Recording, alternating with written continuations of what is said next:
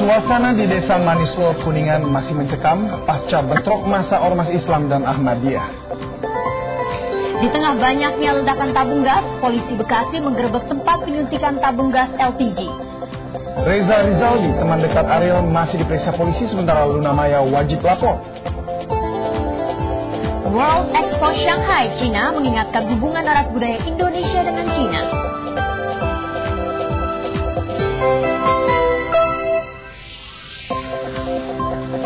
Ya saudara, bagaimana kabarnya Anda di pagi hari ini, hari Jumat tanggal 30 Juli 2010, nggak terasa ya sudah di akhir Juli. Iya. Semoga Anda semua dalam keadaan baik dan tetap semangat. Seperti kami berdua di sini, kami akan menemani kesibukan Anda dan persiapan Anda berangkat kerja. Dan kami akan hadirkan sejumlah laporan menarik yang berhasil kami rangkum sepanjang hari hingga dini hari tadi. Ya, diantaranya adalah teror ledakan gas LPG. Begitu kami menyebutnya, memang hingga hari ini masih benar-benar menjadi teror bagi masyarakat. Dan berita ledakan gas tabung LPG serta korbannya masih menghiasi berita kami hari ini. Mengapa ini masih terus terjadi di tengah gencarnya pemerintah melakukan sosialisasi penggunaan tabung gas LPG yang aman dan nyaman? Betul sekali, nanti juga akan kami hadirkan laporan olahraga dalam liputan sport bagi Anda yang suka olahraga. Sedangkan bagi Anda yang suka masak, nanti setiap hari Jumat ada Inspirasi Pagi. Dan yang akan mewarnai liputan pagi hari ini ya. Ya, saya Lisa Kusnandar dan David Cilahoy. Inilah liputan pagi selengkapnya.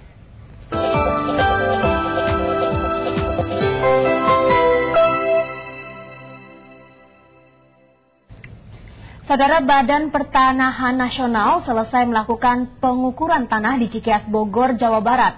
Sebelumnya ratusan orang dari dua kelompok bentrok karena sama-sama mengklaim sebagai pemilik tanah yang sah. Lokasi kejadian berjarak sekitar 1 km dari kediaman Presiden Susilo Bambang Yudhoyono.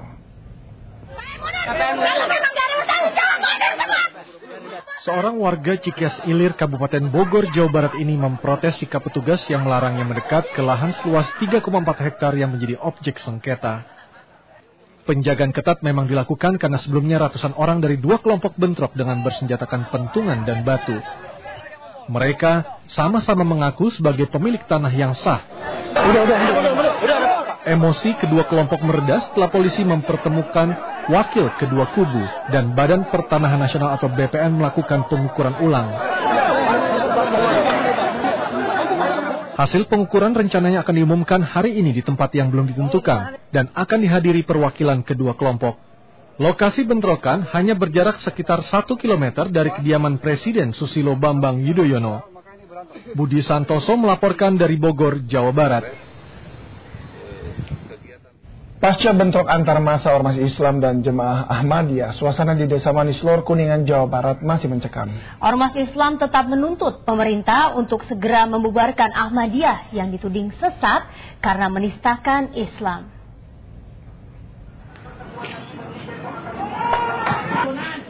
Ratusan orang anggota Ormas Islam ini hanya bisa berorasi di jalan menuju Desa Manislor, Kuningan. Upaya mereka menyerang lagi Jemaah Ahmadiyah di desa itu gagal karena dihadang polisi.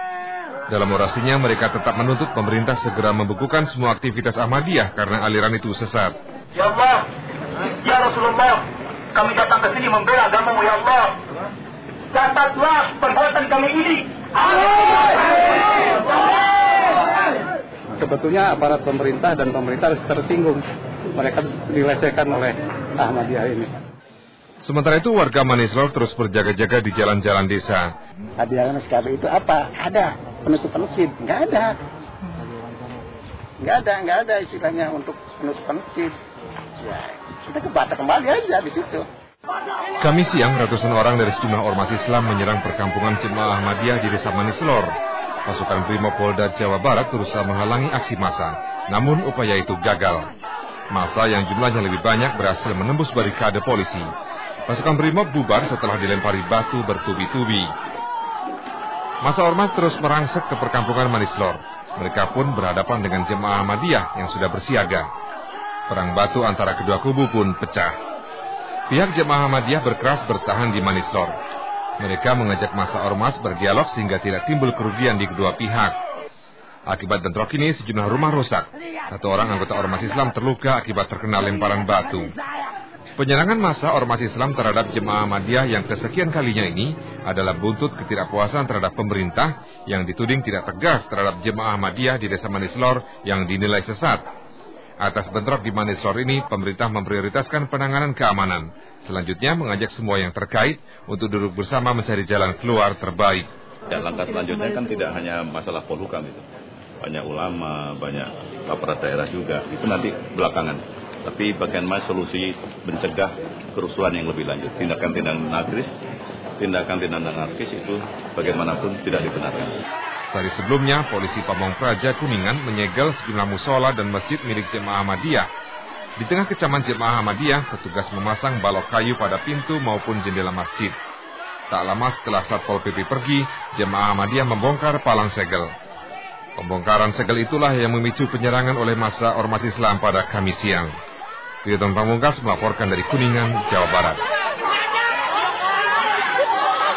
Saudara, sebuah unjuk rasa sejumlah elemen masyarakat Surabaya menolak kebijakan pemerintah yang dianggap menyengsarakan rakyat berlangsung di Gedung Negara Gerahadi Kamis siang ternyata berakhir ricuh. Polisi membubarkan pengunjuk rasa karena dinilai telah mengganggu ketertiban umum dengan membakar replika babi.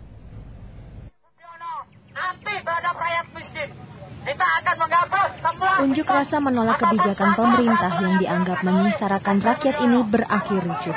Pendemo menganggap kebijakan pemerintah seperti kenaikan tarif dasar listrik, mahalnya harga sembako dan pengangguran adalah rapot merah pemerintah. Pendemo mensinyalir pemerintah pro kaum kapitalis yang dilambangkan dengan replika babi. Namun unjuk rasa ini berubah menjadi ricuh karena massa membakar replika babi tersebut. Untuk mengantisipasi keadaan, polisi bertindak dengan membubarkan pendemo karena dinilai mengganggu ketertiban umum.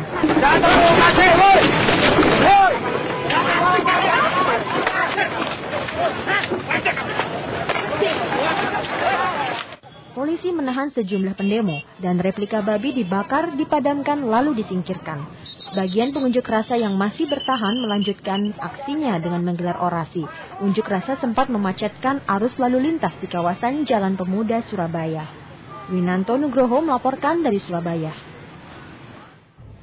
Kita beralih ke informasi ledakan gas LPG. Korban akibat tabung gas bocor kembali terjadi. Kamis siang, 2 rumah musnah dilalap si jago merah di kawasan padat penduduk di Jalan Bangka Mampang, Jakarta Selatan. Meski tidak ada korban jiwa, namun kerugian diperkirakan mencapai puluhan juta rupiah. Api pertama kali muncul dari sebuah rumah milik warga di Jalan Bangka 2, Mampang, Jakarta Selatan sekitar pukul 5 sore.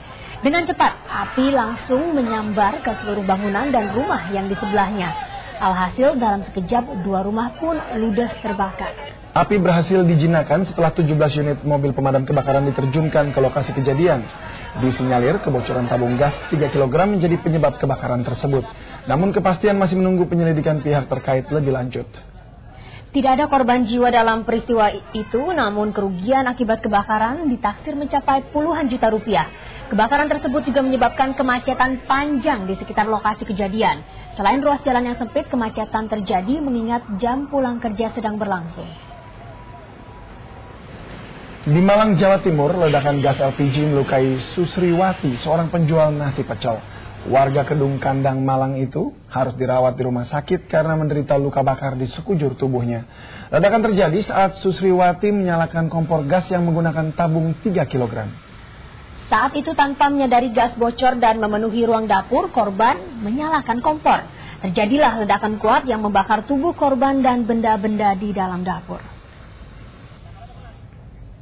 Ya, di saat ledakan gas LPG masih banyak terjadi, Polsek Cibitung dan Polres Bekasi, Jawa Barat kemarin justru menggerebek tempat penyuntikan tabung gas LPG berbagai ukuran. Pendapatan pabrik ilegal tersebut mencapai 60 juta rupiah setiap bulannya. Selain mengamankan para pekerja, polisi juga menyita alat untuk menyuntikan gas LPG dan 500 tabung ukuran 3 kg dan 70 tabung ukuran 12 kg.